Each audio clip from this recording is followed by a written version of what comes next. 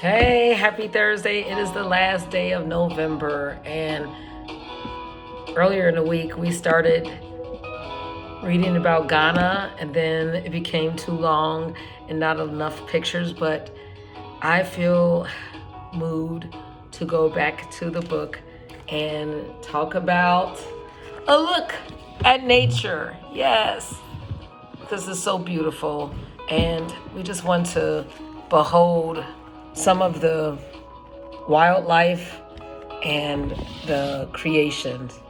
Vast forests once covered the southern half of Ghana. But in the and I can't read this because I'm in the dark. Oh, goodness. So forgive me if I say a lot of wrong words. Okay, but in the and there's a glare, 20th century, the government allowed logging companies to harvest valuable timber from large tracts of land. Many animals were also poached or hunted illegally. Since then, a number of areas have been set aside as national parks to protect the land and the remaining wildlife. So above we see, oh my goodness, a hand of baboons walk down a dirt road in National Park. What is the name of this national? Mole National Park in northern Ghana. Let me see if I can bring this lighting a little better. Mole National Park in Ghana. Baboons live in habitats ranging from grasslands to forests. And opposite, the rare bongo antelope lives in reserves. So yeah, you see that. Antelopes, and I saw a lot of baboons on the side of the road. Oh, large animals such as elephants and lions were once common across the savannah. Today, they are mostly found in national parks and reserves. Other animals such as chimpanzees, leopards, bongo antelope, duikers, and crocodiles also live in Ghana, mostly in reserves. And here you see elephants have a drink at a water hole in the northern Ghana region. An adult elephant drinks about 60 gallons of water a day. Woo! And we can't put away 1 gallon. Come on, let's replenish ourselves. Snakes are found throughout Ghana, and some of them are very dangerous. Two of the most dangerous snakes are the cobra and the Black Mamba. You remember? That's what Kobe Bryant's philosophy was, Black Mamba, because he was so focused and hardworking and very sharp. Well, that's where it came from. There are also pythons and puff adders. More than 725 bird species have been spotted in Ghana. So all over the place. They include parrots, kingfishers, eagles, herons, and egrets. And here's a black mamba that is fast and aggressive, right?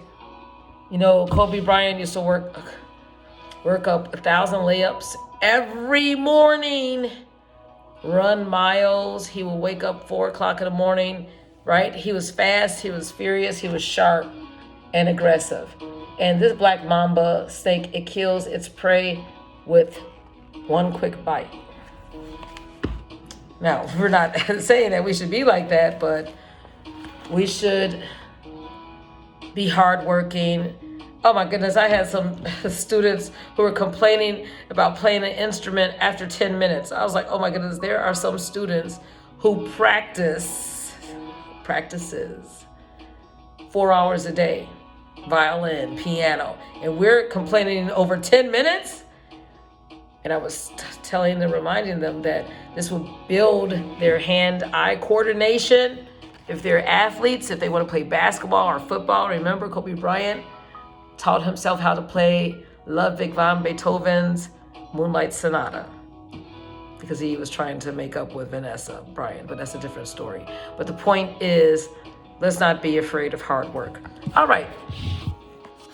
Many kinds of fish live in the waters of Ghana's coast, species including herring, bonitos, flying fish, tuna, mackerel, and sole. Barracuda and stingrays are also found in the ocean waters. I started really regretting.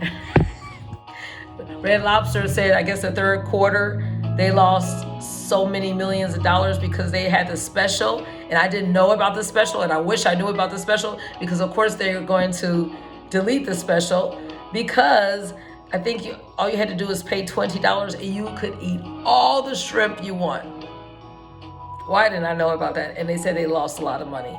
Well, in certain populations, people do not eat shrimp, or called scavengers, so I don't feel bad. Okay. Farmers in Ghana see some wildlife not a national treasure, but as a nuisance. Elephants sometimes wander out of the game reserves and eat farmers' crops.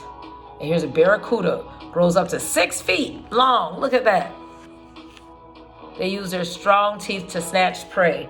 Woo, you wouldn't want to be there. Now, I remember visiting this park. Ghanaians have turned Kakem National Park into the highlight of their national reserve system. The park is located 12 miles north of the city of Cape Coast on the Central Coast. More than 100,000 people visit the park each year to view its varied wildlife. Kakem is home to forest elephants, a different species than the elephants. Kakem. And they're found on the plains of East Africa. It is also home to the antelope, monkeys, and more than 200 species of birds and butterflies. The best way to see a dense tropical rainforest is from above. You see that? So I remember the group, the high schoolers, my son, myself, the teachers, we walked this, and so many feet above. The best way to see a dense tropical rainforest is from above. The highlight of the visit to Kakem is the aerial walkway called the Skywalk. It is the only such walkway in Africa. The narrow skywalk is 1,093 feet long and hangs 88 feet above the ground. 88 feet above the ground, suspended from 8 enormous trees. The rainforest vegetation is thick and it wraps around itself to form a canopy, a kind of umbrella of treetops. Visitors to Kakem cautiously follow the skywalk high above the forest floor. Wooden platforms attached to the site, anchoring trees, allow visitors to stop and observe the forest life around them from the height of a 12-story building. They get a true bird's eye view of the forest canopy where many birds and other species live. Yep, that was one of the highlights.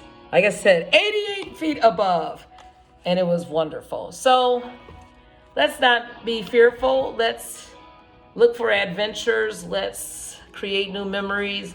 Let's work hard so then we can play hard afterwards and learn about our surroundings and the immediate area and places far away. All right. Hope you have a wonderful evening, and let's be inspired by Ghana and its nature.